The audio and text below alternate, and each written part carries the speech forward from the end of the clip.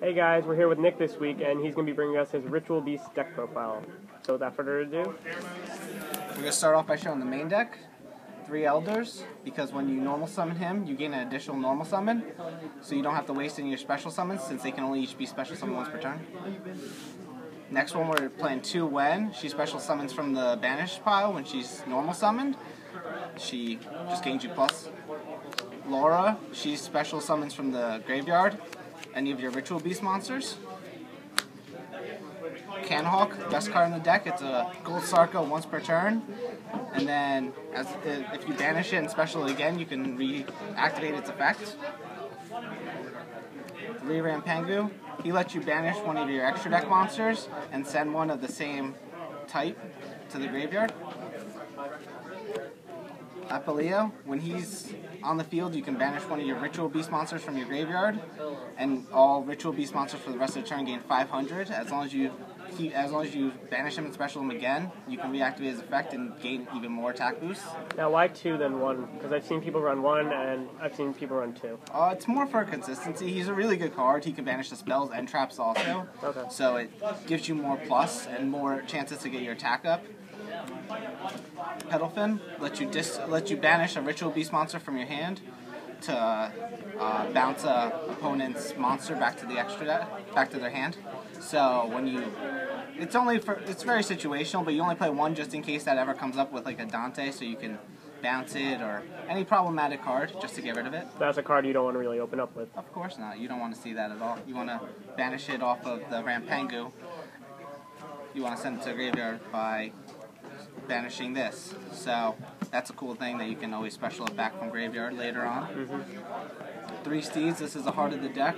It doesn't target. It lets you destroy monsters up to the number you control. So if they control 2 and you control 3, you can still destroy a lot of monsters, clear their board.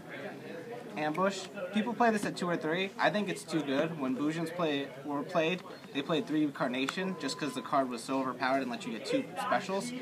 It just lets you go into so many plays, and even Apoleo can banish either of them. What does the card do? Oh, when you activate it, you can special summon a Ritual Beast monster and a Ritual Beast tamer from your graveyard or your banish. So if you have 2 in your graveyard, you can special summon them, or 2 in your banish, you can special summon them. It just gives you too many plays. 3 Mind Crush. Mind Crush is so good right now since everything searches. You really don't miss your target, and you'll always know what they have. And you're searching so much, so you can even keep an extra card in hand, because when you search with Canhawk, you can search out like a Ritual Beast Tamer and keep that in your hand, so you have a play set up for next turn, and you have a Mind Crush face down. It just leaves you open to so many more plays.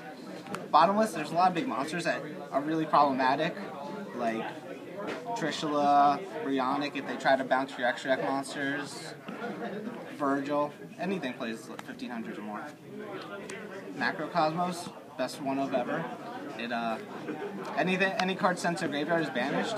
So if you do that in combo with the Rampengu, you can send this and then banish the Canahawk from your graveyard and then contact, and it gives you even more plus. It just leaves it open to so many more plays. 3 E-Tele specials any of the tamers, so that you can just contact there. It helps with the consistency, so technically you're playing 7 tamers. Alright. 3 Mystical Space Typhoons. Floodgates are a problem in this format, but luckily the ban list fixed that so that there's less skill drains and Vandy's emptiness. Thank you. Snatch Steal. As soon as the ban list hits, this card's going to be banned, unfortunately. But Ring of Destruction easily takes its spot, lets you destroy your monster and inflict damage to both players. Can end the game at certain points. Book of Moon, just so you can book monsters, save yourself if they try to Jin lock you in Necros, or drop an extra Burning Abyss monster for a game. Dimensional Fissure, same thing as Macro, banishes monsters. It's really good. Just banishes anything, like if Necros try to discard. Gold Sarko, you can banish any card from your deck and get it 2 turns later. So if you do that in combination with Wen, you get to and you banish any of your Ritual Beasts, you can special summon them right away. Gives you quick access to an easy fusion and whatnot. One Ritual Beast Bond. It's not really that great. You play one just for quick, like if you think you have an OTK or if you're going to attack into like a Necros of Valkyris, you can contact 2 Ritual Beasts and then put them back to your extra deck. And the last main deck card's Foolish Burial, because again, when you Foolish Ritual Beast monster and then summon Laura, you get free plus off of it, so it's just too much advantage. Okay, before we move into side and extra, I had 2 quick questions. Why aren't you playing Warning? It's a lot of life points. Sometimes, like, the only way this deck loses is if you get Raigeki, Raigeki or Darkhold, if they do a massive field clear. So you don't want to waste too many life points, because then if they field clear you, they can easily attack you very fast and just for game. And no Tempest? I know a lot of people play Tempest. Tempest is a good card, but it's getting banned next format, and it really doesn't even provide that much synergy to the deck, because you need to have your graveyard stacked and full of the Ritual Beast monsters in order to even do anything. Like, if you don't have them in grave, you can't special Tempest, and with Macro and Defissure out, like if you have those out, it even conflicts even more. So I just don't think Tempest adds any consistency for the deck. Alright, that makes sense. You want to do side or extra first? We'll do extra. So we're gonna talk about Triple Cannonhawk. This card's the best card in the deck, because let's say you have 2 Spiritual Beast Bandit, 2 of those and this banished because of Apoleo, if he banished it. You can target these 2 to return to a graveyard, and then chain his effect to return them to the extra deck. Special these 2, send it to grave, and you still get a search for any of your Ritual Beast spells or traps. So it's still really good. It lets you search out and you can even search out monsters too. Oh, nice. So it lets you set up for next turn, which is really good. So you're never at a disadvantage, and you know you'll always have a play to fall back on next turn. Just normally you search Steeds and Ambush, because those cards are just way too good. 2 Petalfin. She's not really that good or necessary. She's can't be destroyed by card effects. She's just a big defense. She's 2,800. Kind of hard to get over for most decks, but it's not really that great of a card. Can she be destroyed by battle? Yes, she can be destroyed by battle. Okay. 3 Apoleos. He's so good because he's like a Stargater. When he attacks, he's unaffected by all of the cards that activate.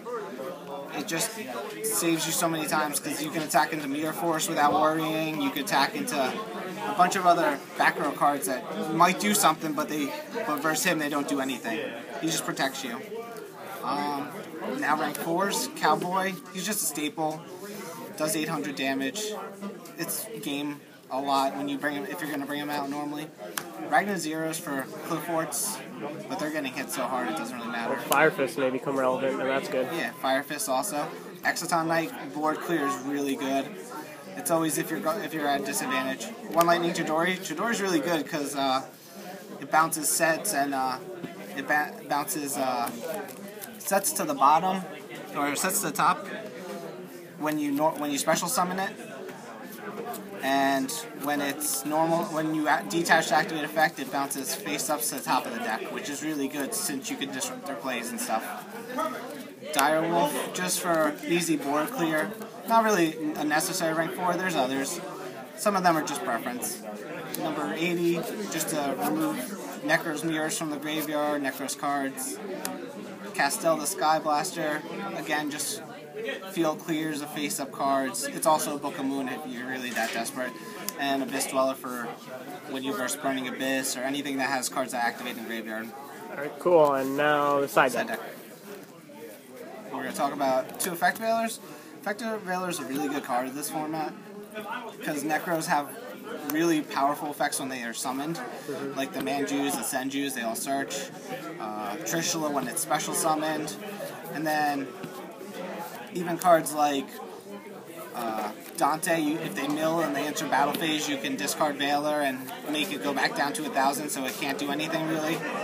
It's just too powerful. You should be playing 3 in reality. 2 Vanity's Emptiness. Card's getting hit to 1. It's still really good. Should always be played. I would probably main deck it in all honesty, but I didn't have enough room. 3 Share Rides. Clifforts add. Necros add a ton.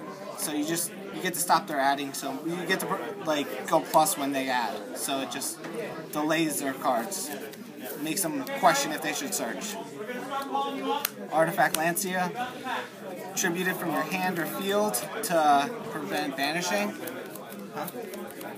So it stops Trishula, 2 Typhoon, really these should be Malevolent Catastrophes. The card's way better than Typhoon since you can clear a lot more cards. And then Fairy Winds for Clifforts, destroys all their face-ups, so if they have Scout or Vanities or even Skill Drain, you just clear everything at once and both players take a little bit of damage, which isn't even that bad. Cool. Well, thanks for the deck profile, Nick. Anything else to add? Maybe you can side deck Anti-Spell Fragrance. That's another good card versus Necros and Klee. It stops Klee altogether, and Necros really have a struggle when they have to set their spells beforehand.